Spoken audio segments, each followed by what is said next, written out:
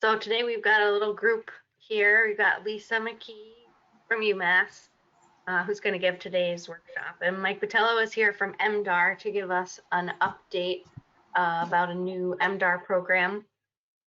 So again, we're going to be talking about cleaning and sanitizing and disinfecting. But first, we want to give Mike Botello a chance to share about this new program to help farmers deal with COVID-19. Yep, absolutely. So I just wanted to, good afternoon, everybody. I just wanted to give everybody a brief update as to the status of the new COVID-19 Resiliency Grant Fund for Agriculture. Some of you may have seen this announced during the governor's press release. It's encapsulated in a broader project, food security in the Commonwealth. So I'll tell you what we know, and I'll tell you what I don't know. We do know it's a $25 million fund. It's going to be focused mainly on primary production as well as harvest. So fisheries is included, but it's day boats, those sort of things.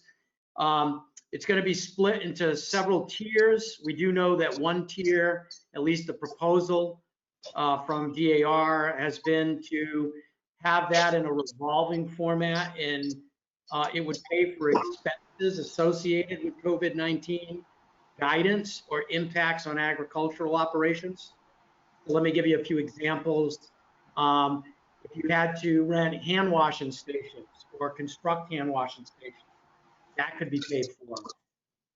If you needed extra carton bins or bulk bins because you're a pick your own operation and you weren't able to harvest your normal volume this year based on COVID-19 guidelines, you could you could have those expenses covered. It would be revolving. There would be an opening date from based on our current understanding. That launch date will be June 2nd.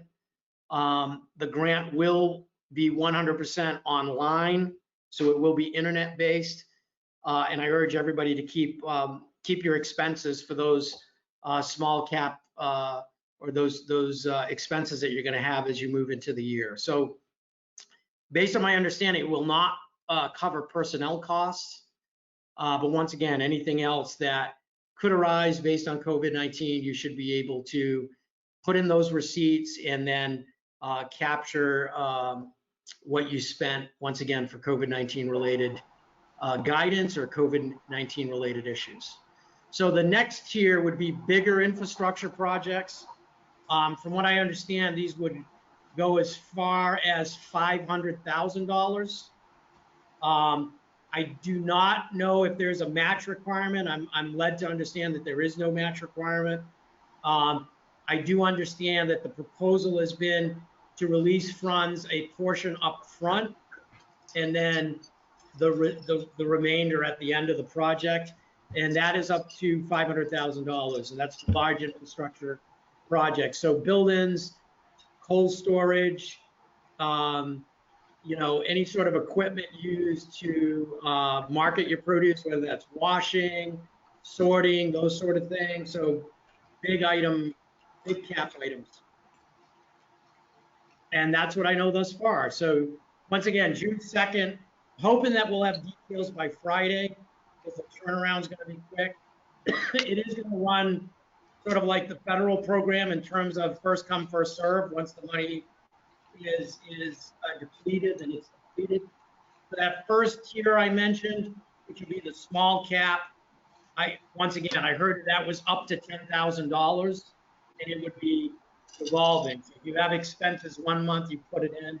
I do know that the department and the secretariat is going to try to partition a portion of those revolving funds, so the funds are there throughout the production year, as those expenses are going to come monthly or when they occur. But the big cap, that'll be treated a little bit differently. So yeah, that's what I have to. Sort of exciting. I don't think we've had this much money to the agricultural space in decades. This is state money, not federal. So I do urge farmers on the call to start thinking about not only what they might be able to be able to submit for expenses related to COVID-19. But once again, the funds are really focused on resiliency for the future. So how could you expand your production capacity, cold storage capacity, those things. So if we're in this situation next year, that we are able to provide more food here within the Commonwealth. So that's all I have. I guess if there's any questions, I'll do my best to answer them. Yeah, let's take some questions for Mike. If there are anyone out there wants to speak up now, or again, feel free to write questions in the question box now, or we can get to them at the end of the program today, or if we don't get to them all, we can write them all up into some sort of FAQ document that we'll post later. Any questions for Mike now? Mike, where should folks be keeping an eye out for updates on the program and how to apply and stuff like that? Yeah, well, I'm hope that's a good question. Thank you. I'm hoping to get to you folks at UMass some guidance as early as possible. So I mean, we'll as a community outreach, I hope it happens all at the same time. I am not familiar, nor is anyone at the department familiar with the platform that's going to be used. So this is going to be a quick learning curve for all of us, but I'm hoping that we're able to run through the platform, because I'm sure there's going to be some questions on how it's utilized and how it's used, but we'll do that together. Does that work for you? Sue, Lisa? Yeah, it sounds good. So there is one question now, which is, are all farms eligible for this funding, including maybe some that are nonprofit farms or school farms or things like that? Yeah, currently, I think all farms are eligible, including nonprofits. That may change. Once again, we're trying to figure out we submitted the structure of what we thought the program should be. And from what I've heard, they accepted a large portion of that. But to answer the question directly, yes, all farms will be able to access those funds. Farmers markets will be able to as well. Certain activities related to farming. There was discussion of processors, but one step up, meaning they would have to be sourcing from a primary agricultural source in Massachusetts. So there'll be a lot of opportunities for many different components of the food system to tap into those funds. Great. Okay, well, if there are any other questions, just write them in the chat box and we'll move on to today's topic, which is cleaning, sanitizing, and disinfecting. So I will turn it over to Lisa McKeag, who is our food safety specialist. Great, thank you, Sue. Then a moment. Okay, so the topic today, cleaning, sanitizing, and disinfecting on the farm. And this is going to be related to COVID-19, but also just sort of general good housekeeping and cleaning and sanitation practices outside of this current situation. So I'm assuming this is kind of the outline for the day. And I will just say that if you've attended any other webinars related to this topic, you might see some familiar images. But there have been a few other really good programs that my extension colleagues have done around the country that I have borrowed liberally from. I will also link those resources in here, and we can put out a resource document at the end also to include some of the links that are in this document. And here's basically what we're going to talk about. A little bit about COVID, but mostly about cleaning and sanitizing. I think that folks are pretty familiar now with some of the elements of this, this virus and how best to manage it in terms of social distancing and all that stuff. So we won't focus too much on the actual pathogen, but talking about cleaning and sanitizing. So we have been getting lots of questions, both at UMass and colleagues elsewhere, lots of questions about cleaning and sanitizing, largely to comply with the guidance that's been put out. There has been a lot of guidance from government agencies saying that workplaces, including farms, need to maybe increase the frequency of cleaning and sanitizing. And in fact, the latest MDR guidance that just came out on labor also includes a section on cleaning and sanitizing. And so some of the questions that have come up are kind of starting to reveal that there's a spectrum, I'd say, of current sanitation practices outside of this current situation where there are people on the sort of one end of things who maybe are really comfortable with having kind of routine cleaning and sanitizing, and there are people who maybe are just becoming more aware of some of the practices that they need to institute for this situation, and those things can hopefully remain part of your protocols as we move out of this pandemic crisis situation. Because good agricultural practices include cleaning and sanitizing, and those are important practices for managing food safety risks, and also can help reduce some of the risks related to COVID-19. So it's really important that farmers, that you're establishing good practices related to COVID-19, but that those things outlast this pandemic, and that you really feel confident about your cleaning and sanitizing protocols. This is just the only real slide really dedicated to COVID-19. So just to kind of drive home that there currently is no evidence that there's transmission of the virus through food or food packaging. The FDA and the CDC have both stated that a few times. So as folks probably know by now, it's mainly spread person to person through respiratory droplets. So the main ways that we're trying to manage this in society and in our workplaces is through social distancing, keeping people away from each other, covering your faces if you can't do that, and really good personal hygiene, hand washing, and not touching your face. There is the possibility of transmission by touching an infected surface and then touching your face.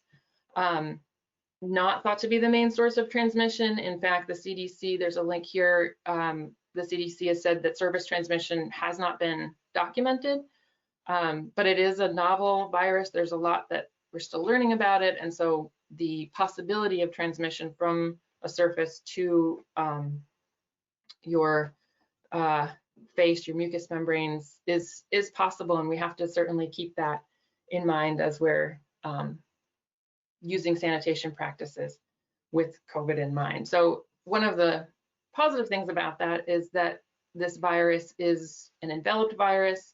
Again, you've probably heard that already too. It has this lipid bilayer that makes it pretty easy, relatively easy to break down with some pretty common materials, including alcohol and bleach. Another thing that COVID adds to the mix when you're talking about your food safety risks and your sort of general sanitation protocols that I think is important to keep in mind is that beyond the risks that the pathogen itself presents for humans in developing COVID-19, the disease, it also adds this level of stress. I think people are really understandably concerned about what the impact this is going to have on their businesses, on their bottom line, on their work crews, on their families, and so it really adds this level of stress. And it also includes new protocols. So, pick your own farmers and all kinds of other operations are instituting new protocols, things that they've never done before, never needed to do before on their farms. It may also introduce labor shortages as people are sick, or as businesses can't afford to keep as many people on, you might have labor shortages. And workers are just going to be kind of generally uncomfortable. It's hard to try to keep your distance from people. It's hard to wear a mask all day on a hot, busy farm.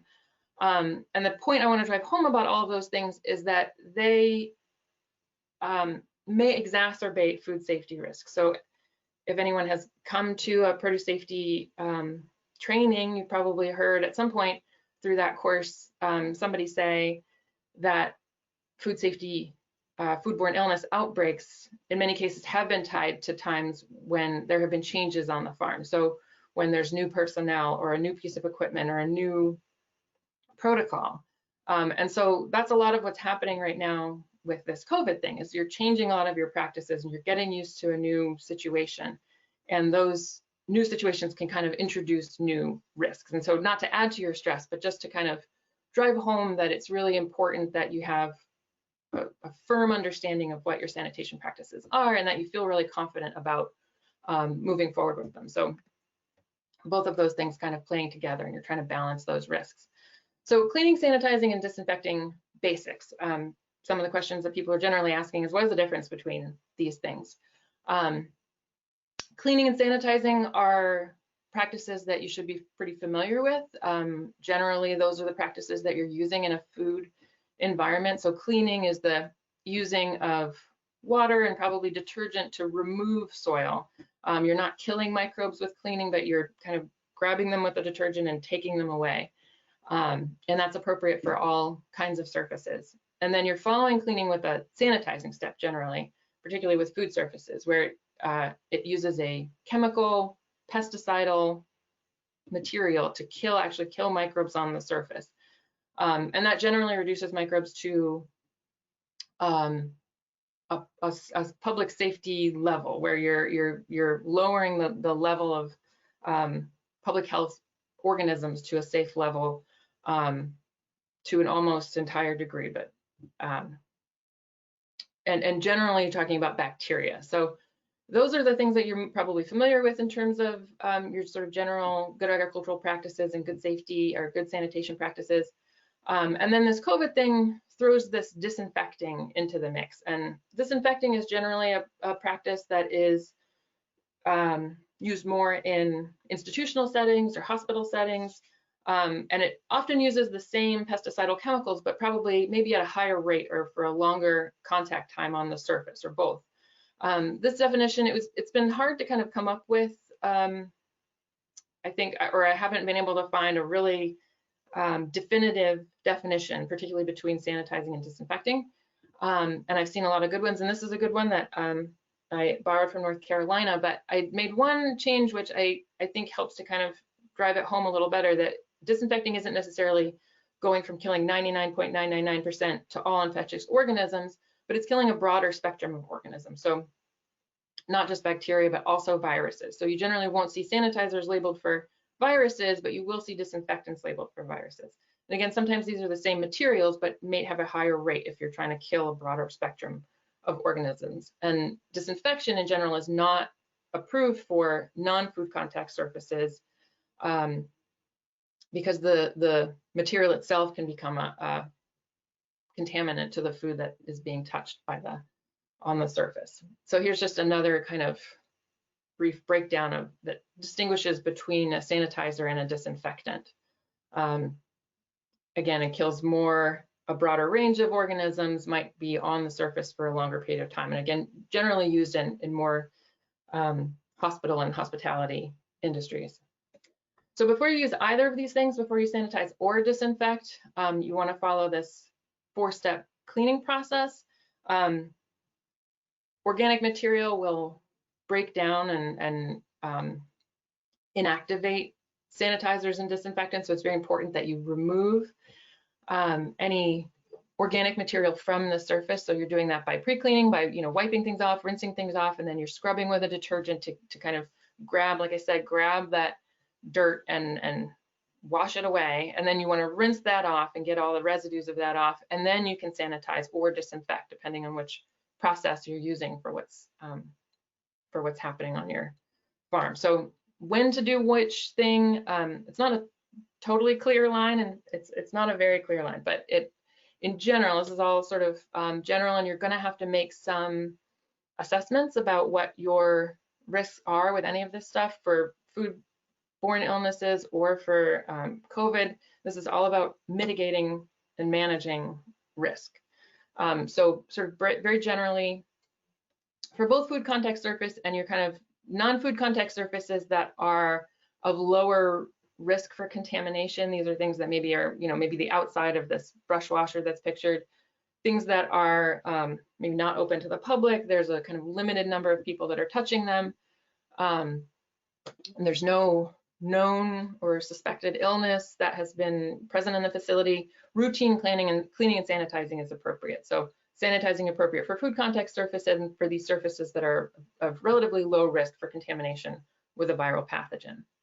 And then for disinfecting, that's again where this COVID situation throws this kind of new concept in here, particularly on farms and in agricultural and food environments, where you may have these high frequency touch points. So if there is, like we said, there's the possibility that the COVID pathogen is transmitted via surfaces, people touching surfaces and touching their face, touching their mouth.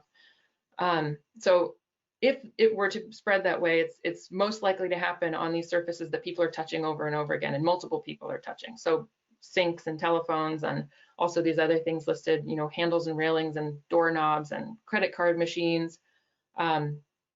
These surfaces need to be routinely cleaned and disinfected. And we'll get into how to do that differently, what those different concentrations might be. But the third situation might be a case where there is somebody that was ill, or there's somebody, you know, working on your farm or visiting your farm who was confirmed to have COVID-19, or is likely to. They have a family member who is. They've been exposed. There's a high likelihood that someone is ill, or outside of COVID-19, they were ill in some other way. They may be, you know, there's vomit on the pack line. There's, you know, someone cuts themselves. Those are situations where disinfecting, is more appropriate. Also think about some of the, you know, on a food contact surface where you have these harvest bins, perhaps they've traveled to a situation where there's a higher risk. Maybe bins were brought to a nursing facility where there's been an outbreak. That's maybe a situation where those surfaces would need to be disinfected rather than sanitized with that higher rate. So again, if someone on your farm is confirmed or likely to be ill with COVID-19, there's certain things that you should do. And these 3 bullet points are right out of the Massachusetts labor guidance, which is informed, I think, by the CDC guidance, that workplaces should be isolated, if possible, ventilated and left unoccupied for 24 hours. That airflow and ventilation has been found to really help with moving the air and moving the pathogen out, making that space less infectious, and then disinfecting any surfaces that might have been affected with an appropriate disinfectant.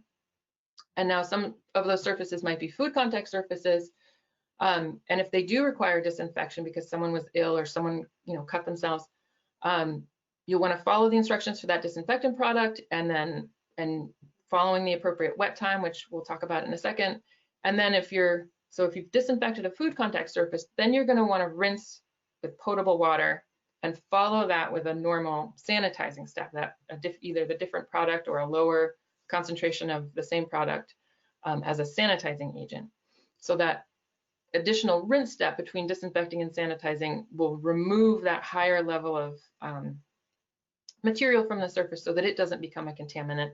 And then that additional sanitizer step will reduce any microbial risk that might have been introduced in the interim with the rinse step, or if you've wiped the surface down after disinfecting. So that's your process if you do in fact need to disinfect a food contact surface. So the different agents that you might use, for cleaning, you can just use an appropriate detergent for a food contact surface. So general all-purpose household cleaners. Simple Green is a common one, any of the 7th generation products. These are not EPA registered, they're not pesticidal. Like I said, they don't kill pathogens, they kind of wash them away. So you have kind of a broad range of choices there. For sanitizing, and I should have mentioned this earlier, both sanitizers and disinfectants are considered pesticides. They kill microbes. It's the reason that there's one pesticide credit available for this meeting, is that we're talking about pesticides, we're talking about pesticide safety. Sanitizers and disinfectants are EPA registered, and when you're looking for a sanitizer to use, you want to make sure you're choosing something that is labeled for the use that you want to use it for. So on your food contact surfaces, on your hard, porous, non-food contact surfaces, and then it has instructions for that use. That should include rates and the wet times, the time that the material needs to stay on the surface before you either, you know, it air dries or you dry it with something. They should be labeled for the pathogens that you're trying to kill, and those might be human health pathogens. They might be plant pathogens as well.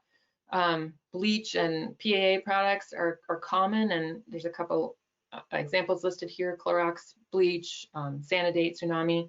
And the Produce Safety Alliance has a number of good tools to help you select a sanitizer and kind of figure out which sanitizer is most appropriate for your application and kind of how to use it in that application. For disinfectants, this again is where it gets a little more complicated, but like I said, some of these are going to be the same materials that you might be using for sanitizing, but just at a higher rate and a longer wet time on the surface. And again, disinfecting agents need to be EPA registered.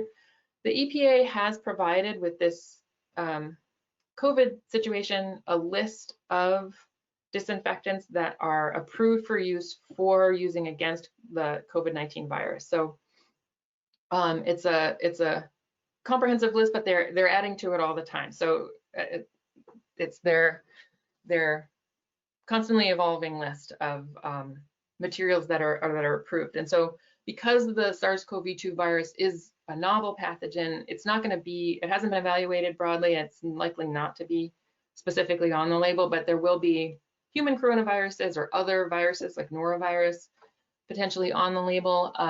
And so the EPA has determined that because a product is effective against a harder to kill virus or another human coronavirus, it is likely to have efficacy against this particular coronavirus we're dealing with.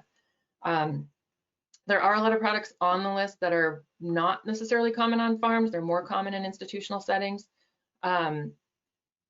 But many of the products that are common on farms do share active ingredients with things that are on the list. And here's a couple just images of that N list rather, and where you can search to see if your product is on the list by its EPA number. You can see what's on there. You can also see what materials might share a active ingredient. And I haven't heard anything definitive about this, but my understanding about this is if you have a material that has the same active ingredient and within the same kind of concentrations of active ingredient, it's a reasonable choice to use that in this setting. And certainly you can use it for cleaning and sanitizing, but beyond that, for disinfecting, if it has a virucidal claim on the label and shares the active ingredients. But there are, again, it's constantly being updated, and I would refer to this EPA N list for kind of the most definitive list of things that are available. The list does include things that are pretty common. So bleach, isopropyl alcohol, again, it's this with that lipid bilayer, the virus is pretty easy to break down. So that's why hand sanitizer is actually pretty effective against this pathogen, and an isopropyl swab is good for things that are hard, that you don't want to get wet, and because it dries really quickly and it is effective, so you can use it on your phone surfaces, on the surfaces of your point of sale systems, that kind of thing. Does anyone have any questions so far? We're good? Let's take a second and let people think of questions for a second if you want to, unless you'd rather keep going, Lisa. Sometimes it takes folks a second to process the question, type the question, or unmute themselves. Sounds like we're good. Nothing yet. Okay, well, I'll keep going. So this chart that I'm showing is just kind of an example of some of these materials that are more likely to be common on farms. This is something that the UVM folks put together in cooperation with a few other of us from around the region. The only material on this list, you'll see in that first column, there's a few different products. The only one that's actually on that EPA N list is Ultra Clorox brand regular bleach. But these other materials, the Sanidate and Tsunami, share, like I said, active ingredients with some of the other things that are on the N list. And this is just sort of an example that like I said, these are pesticides and the label is the law, and you really have to follow the label to use it appropriately. And you can see that, for instance, with bleach, for sanitizing, you want a 200 parts per million concentration. So that would be for food contact surfaces. And then for disinfecting, the rate is 2,700 ppm. So it's much higher. And again, the contact time is higher, 2 minutes, 5 minutes versus 2 minutes. And you can see the numbers change from product to product. And so you really have to follow the label for whatever product you're using for both sanitizing and disinfecting. I will point out that we also included wash water treatment concentrations here. And largely that's because a lot of people have these products and use these products as a wash water sanitizer, and in their leafy green dunk tanks and things like that. And I just wanted to point out that there is no, like I said, no indication that COVID-19 is transmitted by food, and there's no need, if you're not using a sanitizer already in your wash water, and your only reason to include one would be to control coronavirus, I wouldn't recommend it. Like I said, not necessarily not likely to be transmitted by food, and I wouldn't use a sanitizer to control coronavirus. You of course can keep using it if you are using it, or if you want to try using it for controlling other human health pathogens and plant pathogens, but kind of a different conversation than what we're talking about today. We're really talking about surfaces today. So some other notes on bleach. I know that table I just showed you showed a couple of different rates for bleach, 200 versus 2700 ppm. The CDC, in a lot of the things on their website, and it's been repeated often, they're making a sort of general recommendation for household and facility disinfection that people use 5 tablespoons of bleach per gallon of water. They don't specify in that recommendation what the percent sodium hypochlorite of the bleach is that they're starting with. A kind of general product percentage that you might find is 5 or 6% sodium hypochlorite, which is the active ingredient in bleach. So with that recommendation, you're aiming for at least 1,000 ppm, so active ingredient for disinfection. So just keep in mind what we've talked about, that if you are using that rate and you're using it for food contact surfaces, that's going to be too high unless you use a freshwater rinse and potentially follow with that another sanitizing step. So using 1,000 ppm, you want to rinse with fresh water on anything that's going to be used for food. And one other thing about bleach that I think is cool is it does break down pretty quickly, and so a bottle of bleach that you get from the store, you don't want to, that probably won't last longer than about a year. It'd be effective for longer than a year. So its expiration date is about a year from its manufacture, and you want to make sure, particularly if it's been stored correctly, which would be in a cool, dark place, not out in the sun and not exposed to extremes of temperature. But there is a way, and this is a link to a Michigan State University fact sheet that breaks down the lot code on a bleach bottle, that tells you the year. The first couple digits tell you the facility it was made in, and then it tells you the year, and then it gives you the Julian date, so you can gauge whether or not the bleach that you have, or even the bleach that's on a store shelf, is still active. So you just want to make sure that the bleach that you're buying or that you have and are going to use is still effective. Just a few more notes about all this mixing of a sanitizer. So in general, you're wanting to add the product to the water rather than water to the product to kind of keep it from splashing. Use cool water. Like I said, these materials, bleach in particular, but other sanitizing agents, degrade pretty quickly. You want to keep them cool. Once you make them with cool water, keep them out of the sun. The higher the temperature it's going to be, the faster they're going to degrade. So using cooler temperatures when you're mixing. Bleach solutions should really only mix what you're going to use.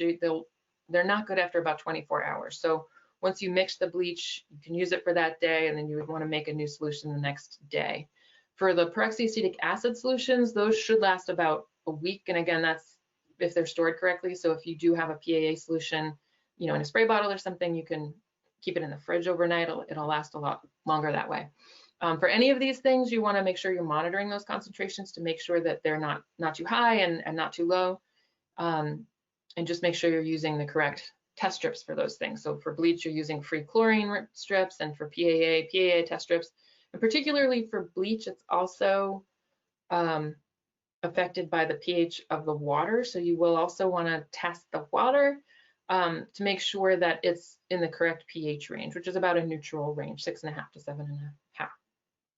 I won't read all this or ask you to, but just one more note on contact time that I want to drive home, that you'll see it on the end list. You'll see it for lots of different products, that the sanitizer or disinfectant needs to stay on the surface wet for a period of time in order for it to work, and it will depend on the product. So this slide just ask the question, if something says this thing takes a minute and this thing takes 10 minutes, why is that?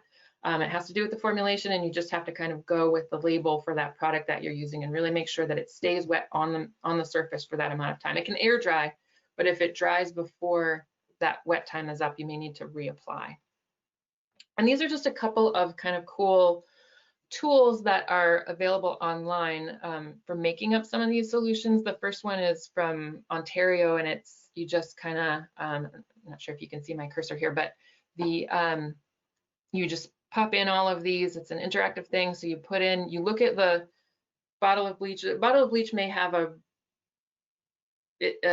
varying percentage of active ingredients. So when you pull something off a shelf, a bottle of bleach, it might be 5% active ingredient, 6%, 8.25% is another common percentage, 12%. So make sure, and that kind of goes back to that CDC recommendation for 1,000 parts per million, is you want to make sure you know what you're starting with in order to make that solution. So if you're using a 12% bleach and you're using 5 tablespoons per gallon, you're going to have a much higher solution, and probably unnecessarily high. So make sure you know what you're using, and this cool calculator you can put in what you're starting with, what you want, whether it's 200 ppm, 1000 ppm, what your desired volume is, and it'll shoot out how to make that solution. And UVM also has a similar calculator, and they've kind of included all these different percentages for various other sanitizing products, so like the PAA products. And actually on the same Excel sheet, which you can access through this web address at the bottom of the screen, on the next page of this Excel sheet, there's a table that, similarly you pop in 6% or whatever it is, and this table will show you easily. It's a simple matrix to see what concentration you're shooting for and how to make that solution. And for folks who are using injector systems, I've heard a few people talk about wanting to use an injector to quickly make a chlorine solution, on a daily basis or something. There's the Dosatron website has a couple of calculators that I think are handy for not only putting in that original, strength of hypochlorite and what your target is, but the ratio for your injector. So if you're using your injector at 1 to 100, that'll tell you really how to make that stock solution and how to end up with the correct dilution. And then they have a separate calculator that's for other liquid concentrates. So if you're using something other than chlorine.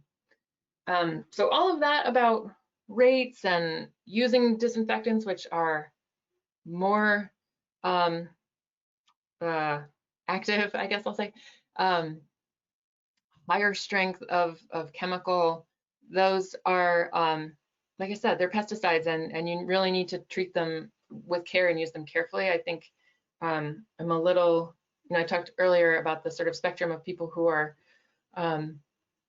maybe kind of building up their sanitation protocols to what they kind of should be in a day-to-day world outside of COVID-19, and there might be people who are kind of overusing some of this stuff. So, and not just within the farm space. I talked to one chemical representative who was saying that at the beginning of this pandemic, people were really, pretty freaked out about it, and there were maintenance workers on the MBTA were mixing up these like pretty high solutions of, I think it was peroxyacetic acid solution, and kind of choking people out in these confined spaces. So you really want to pay attention to the fact that these are chemicals that are really powerful, and these are just a few news articles I read just within the last few weeks. Calls to poison control centers are up something like 16 to 20% related to sanitizers and disinfectants. There's this second article talks about the risks related to asthma with disinfectants in the air. That article mentions that it might be based on a study, it's maybe better to wipe rather than spray. So if you have the option of making up a solution in a bucket and using a rag to wipe some common surfaces and kind of changing that bucket out a couple times a day, that might be better for the health of the people working there, instead of spraying things, because those spray droplets can remain in the air. This other article also talked about farm workers who are already exposed to a lot of chemicals through, other pesticides, adding in all these disinfectants. So I want people to be aware that, you're needing by government regulations or guidelines to step up your, increase the frequency of cleaning and sanitizing, but recognize that it's a balance. You want to really use these things correctly and not create a new hazard when trying to manage the risks you're trying to manage. So follow the label, make sure you have the MSDS in case anything goes wrong. And really good ventilation is important. So when you're mixing bleach, when you're mixing these things, do it outside, do it in a well-ventilated space, wear proper PPE like you would with any other pesticide, and never mix chemicals. There's a bunch of combos that are not recommended. So some stuff about safety. How often should you do this stuff? This is a suggested frequency. It's not a required frequency. You're really going to have to sort of make your own decisions based on what the risks on your farm are and kind of how you've thought through, your risk assessment, which again, if people have been to a produce safety training, they've heard that a lot. But this disinfectant component kind of just adds a new piece to that. So here's some general recommendations for cleaning. You want to do that every day and definitely before you sanitize or disinfect. Sanitizing for food contact surfaces once a day. And again, for your situations, if you're talking about containers that have, that are at a higher risk, different things, you might need to change that. Non-food contact surfaces, it's going to depend on how dirty they get, how frequently they're used. And then for disinfecting for those high touch things for like, doorknobs and bathrooms and point of sale stuff, you want to do that at least a couple times a day, wiping maybe more frequently than that for really frequently touched things. And there are some templates out there that I've linked to that might help you. This is just a picture of, a sample sanitation schedule. So here's the list of things that you might need to sanitize, how frequently you want to do it, and who's responsible. And then there's a link here to a blank one of these so you can make that up for yourself.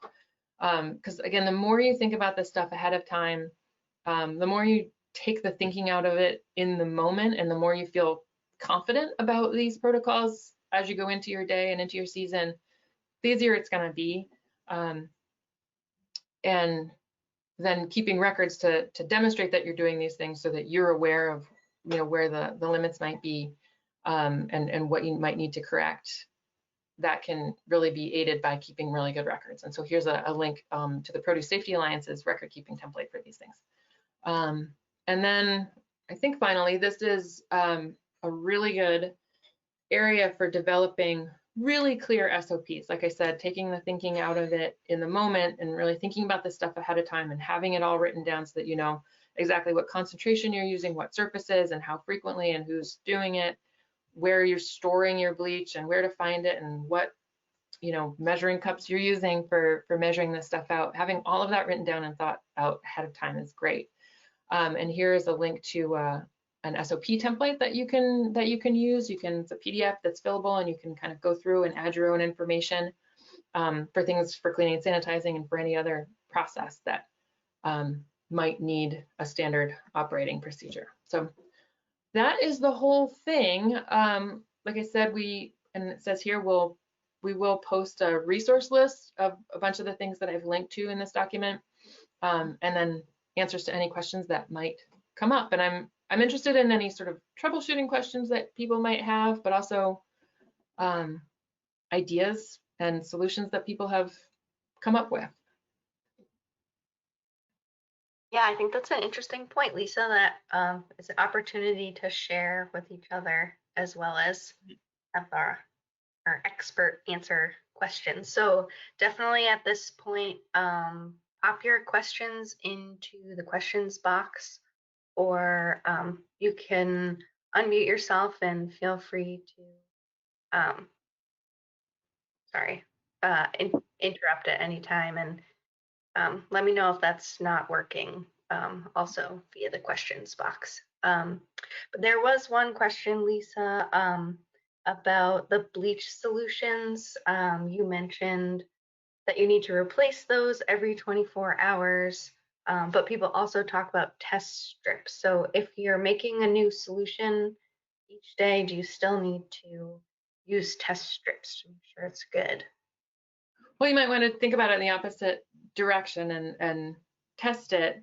And if it is still good, if there is still, measurable available chlorine, then I would say you can keep it for longer rather than dumping every day and not needing to measure. I would start with measuring and then dumping it out if it's not effective. Does that make sense? Yeah. Yeah. Any other questions? Gonna go through Yeah, and can you hear me? yeah. Yeah, so my question is if you're trying to minimize personnel exposure, you mentioned you may want to wipe a surface versus just spray a surface. The trade-off with that seems to be that the rag soaks up a lot of the solution. So do you really want to have like a soaking wet rag that's really dripping with the solution because you're trying to maintain this, 5 to 10 minute dwell time on the surface? Or what are some of the trade-offs with that issue? Well, I would say the rag being wet is better maybe than the air being wet with the chemical. And you were wearing gloves hopefully when you're using it, and wet enough, you wring it out, and wet enough that it'll keep the surface wet, but not necessarily pooling all over the place. So I don't know, does that make sense? That you're kind of Yeah, and I guess maybe then using the smallest rag you can, just so it stays wet, so you're not like using a lot of solution to get a wet rag. Does that make sense? Yeah, I think that makes sense. I think trying to, appropriate for whatever surface it is that you're trying to, or, series of surfaces that you're trying to Okay, super. Thank you so much. Yeah. And there's also the possibility of doing, like a dip. If you had like a larger container of a sanitizer solution, you can put the surface right in the solution for whatever. So that can also work. Thank you. I was typing answers here, but I realized it's probably best for you to answer these, Lisa. Questions about sanitizing different types or disinfecting different types of surfaces around the farm, like tools. So Maida is saying they can disinfect parts of tools that they use, like the handles of the hose, but not the blades. But then what do you do with surfaces that aren't hard, like work gloves or tractor headphones? Any ideas? Oh, interesting. That might be an appropriate, well, for and it might be an appropriate use for, particularly I'm thinking the tractor headphones for, like a wipe, like a disinfectant wipe or an alcohol wipe or something like that. Things that you, again, don't really want to get dripping wet.